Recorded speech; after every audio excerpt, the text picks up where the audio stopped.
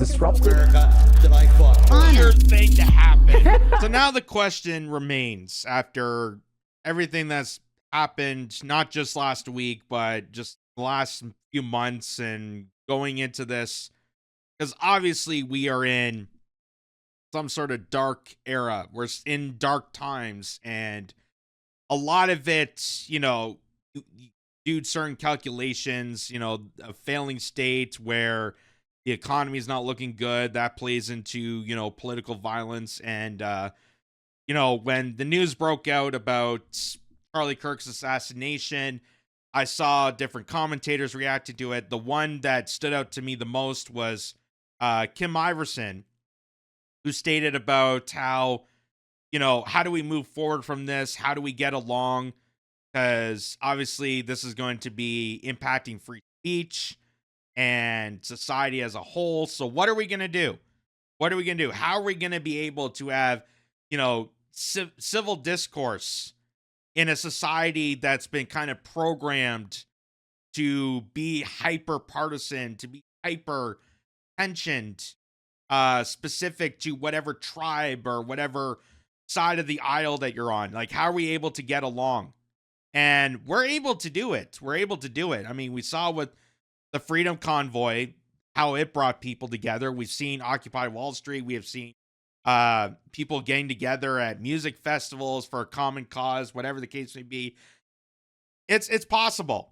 But how do we do it? How do we maintain that in a society that's constantly putting this pressure, putting this propaganda, pushing us to, sow division at each other and take us at our throats instead of finding common ground and finding common issues that affect everybody? So, I wrote this Substack out. I highly recommend people check it out. kitzcorner.substack.com. Link is down below. In dark times, a failing state brings up political violence and dangerous turns.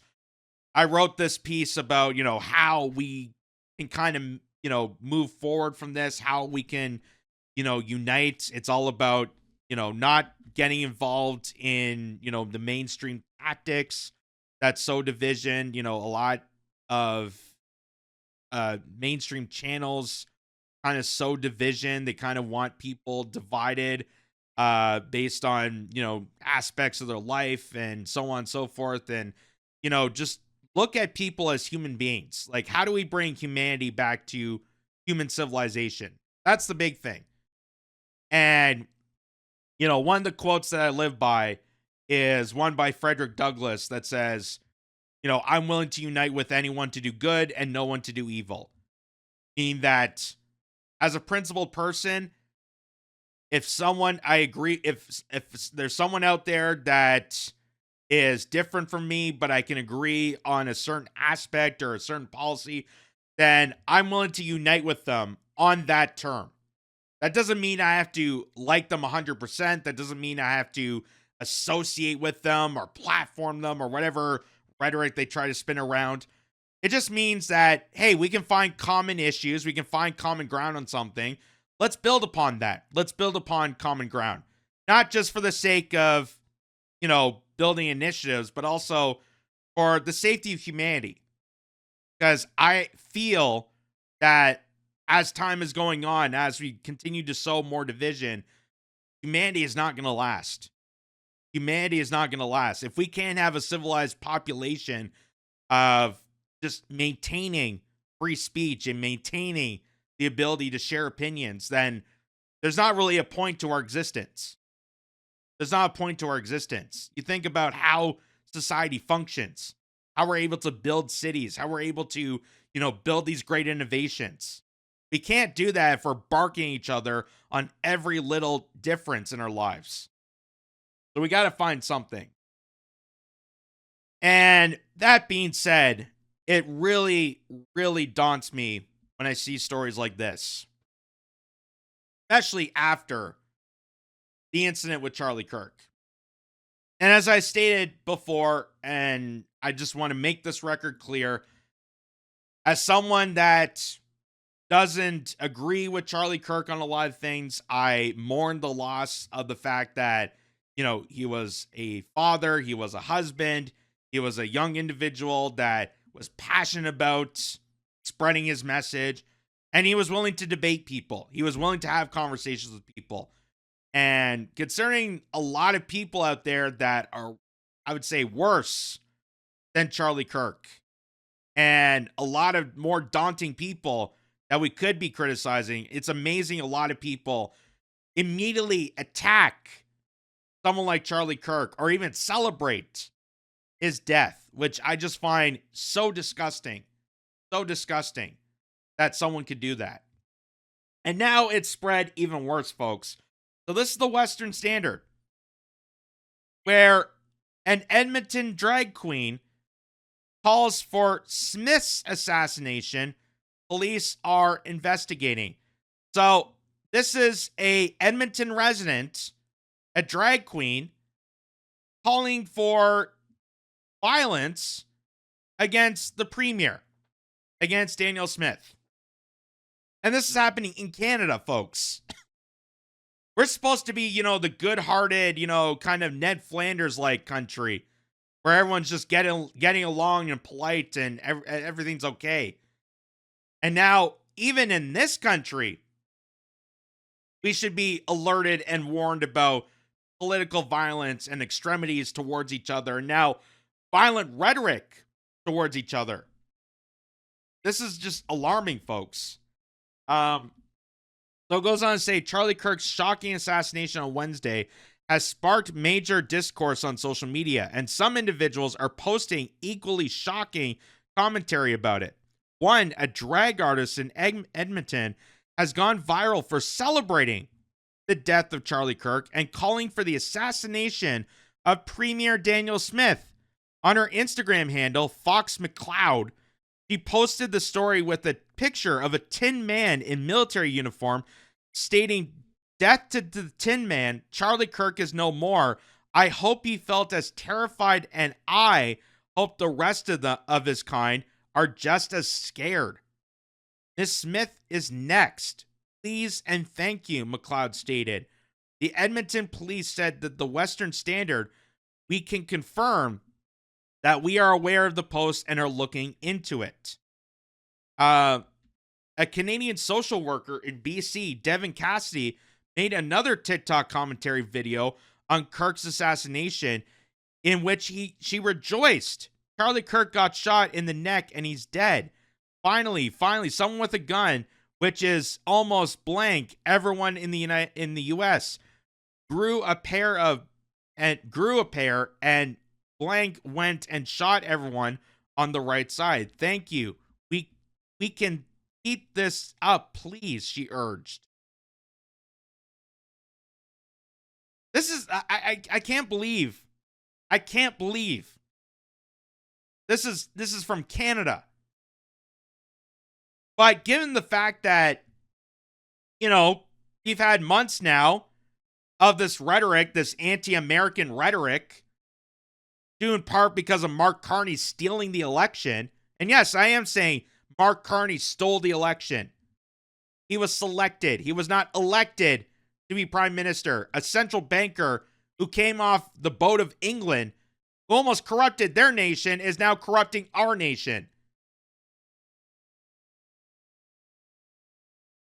The fact that we've had this rhetoric for such an extensive time now, and still continuing, even though I have nothing against America, and Americans don't have anything against Canada, that this trade war, this battle royale between Donald Trump and Mark Carney is all fabricated. It's all fabricated to epitomize us, to demolish us, to go after each other with stuff like this. It's unbelievable. And it's unbelievable that people can be so hyper-partisan in their politics that they're willing to celebrate the death of an individual. And again, as someone that disagrees with Charlie Kirk, I feel sad. I feel heartbroken. And I mourn the loss, not of Charlie Kirk, but I mourn the loss of the fact that those kids no longer have a father. That those two young kids saw their father shot and killed in broad daylight. That his wife no longer has a husband. And all the people out there that were sad about, the killing of George Floyd and the death of many of their individuals, if you don't have the same sympathy for Charlie Kirk and people on the other side of the aisle, then you are a partisan monster. I don't care who you are. I don't care who you are. If you don't have the same respect and tolerance, again, it amazes me that these are the same people that scream about tolerance and inclusion and diversity. But yet, you have a moment to reflect and feel sad that someone died from political violence, which I condemn it to the highest degree. I don't care who it is. And these individuals are celebrating. It's just awful. Absolutely awful. So there's examples of this. I could go on and on about this.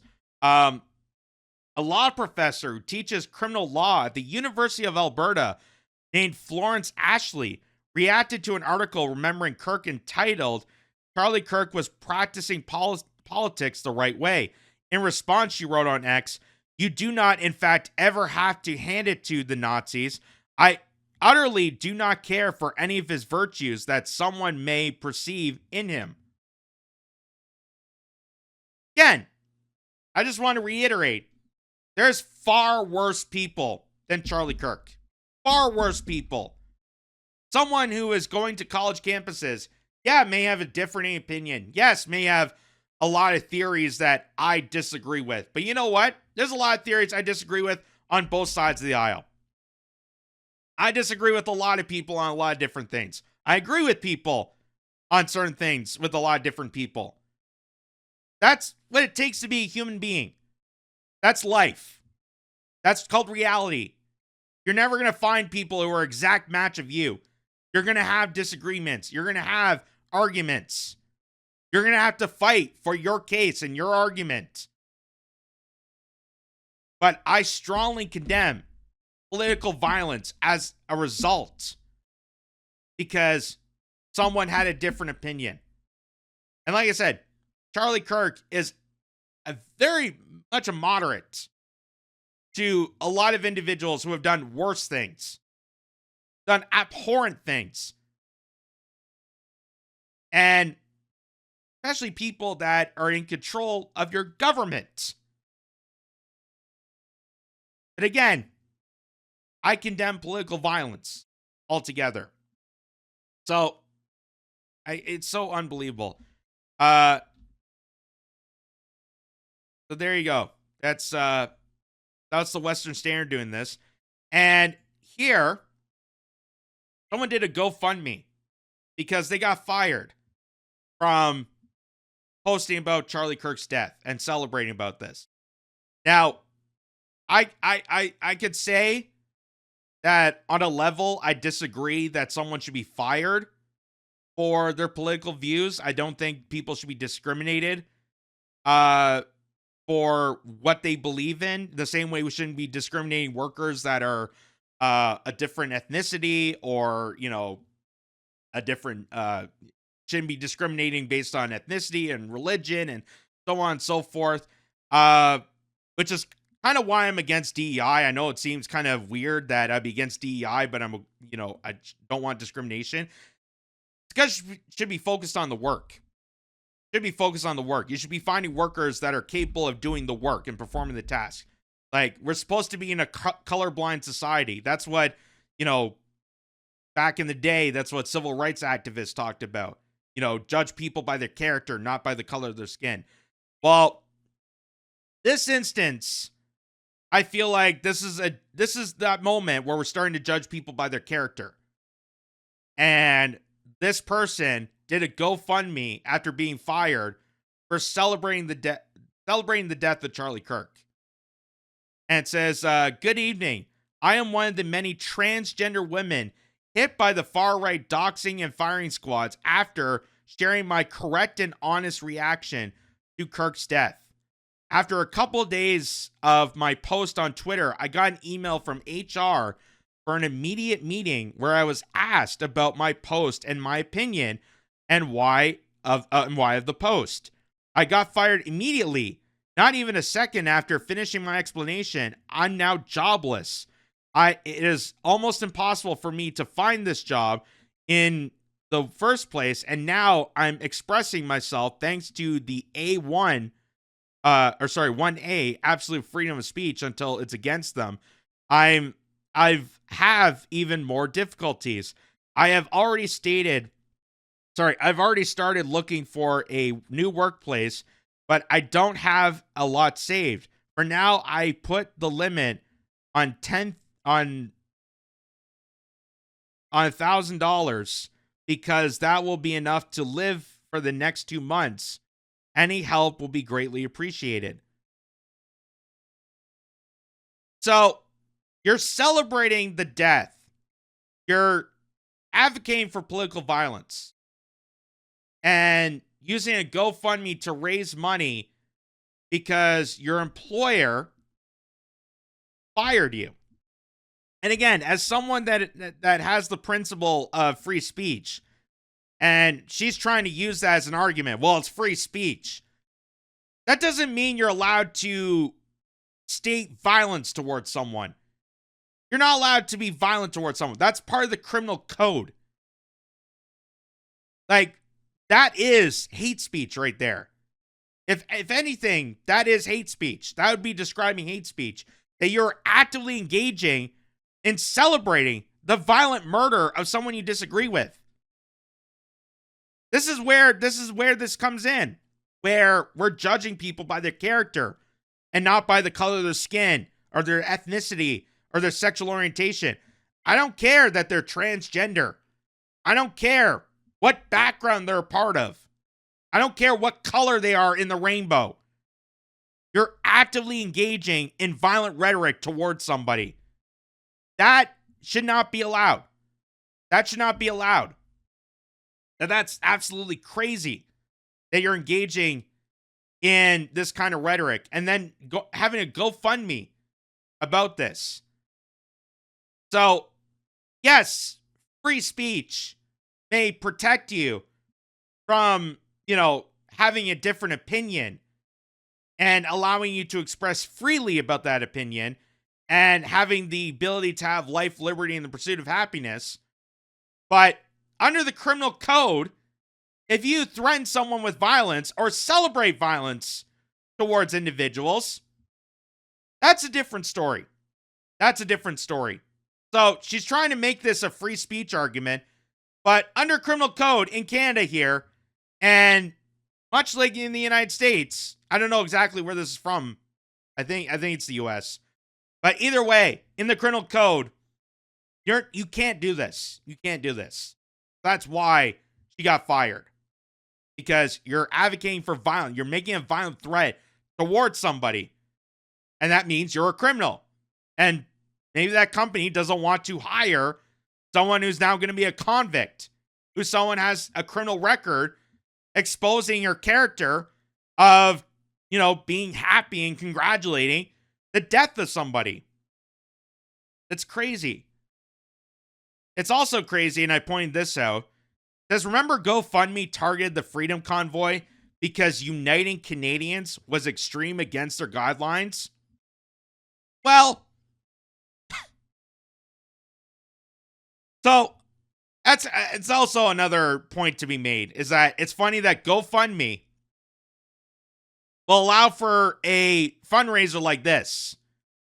That, hey, I got fired from a job because I advocated for violent threats against someone, and I just want the money to maintain my rhetoric, but yet people engaged in the Freedom Convoy, Canadians and truckers and people of all walks of life that came together to go against the authoritarian mandates of Justin Trudeau, co-opted by big pharmaceuticals.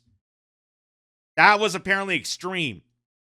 that GoFundMe had to shut down the fundraiser and go and pillage after people donating to the cause. And the government went after their bank accounts. It's so crazy. It's so crazy. So I'm wondering when her bank account is going to get that threatening letter. Hey, I don't think you're allowed to, spread this message of hate and allowed to use your bank account. Again, I disagree that people should have their bank accounts shut down. I think that's extreme on itself. But we saw what happened with the Freedom Convoy. We saw what happened when people questioned the COVID narrative. We saw what happened when people questioned the Ukraine narrative. So, I'm not saying that this is a win. I'm not saying this is a lose.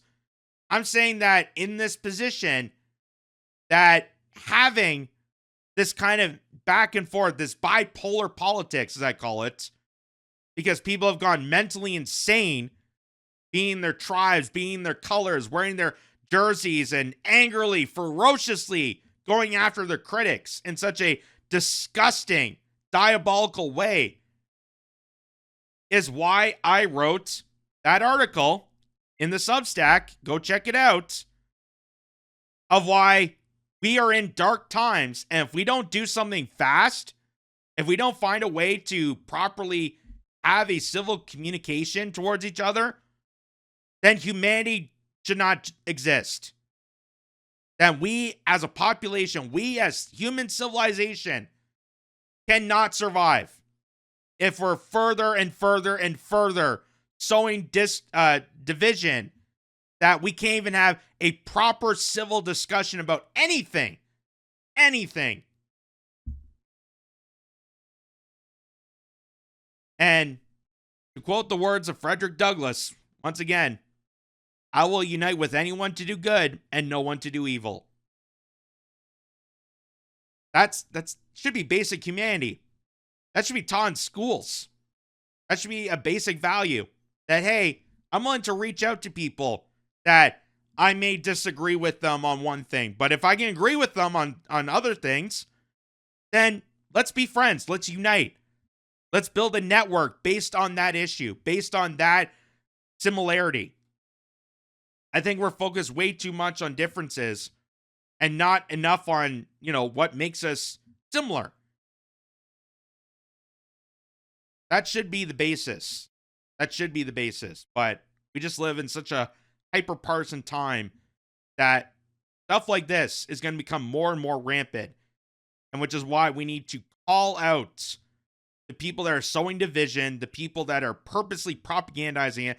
A lot of it comes from the top down, folks.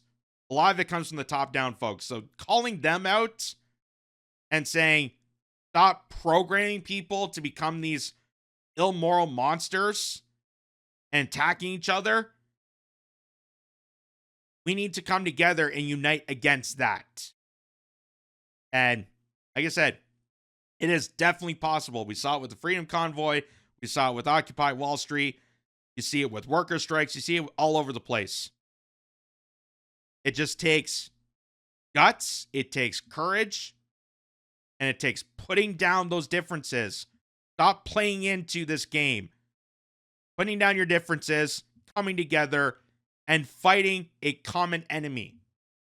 And that common enemy is the programming and propaganda and mind control of the ruling class, the ruling establishment. Because they're the ones that are sowing the division. Divide and conquer. Remember that? That's their tactic. That's how they're doing this.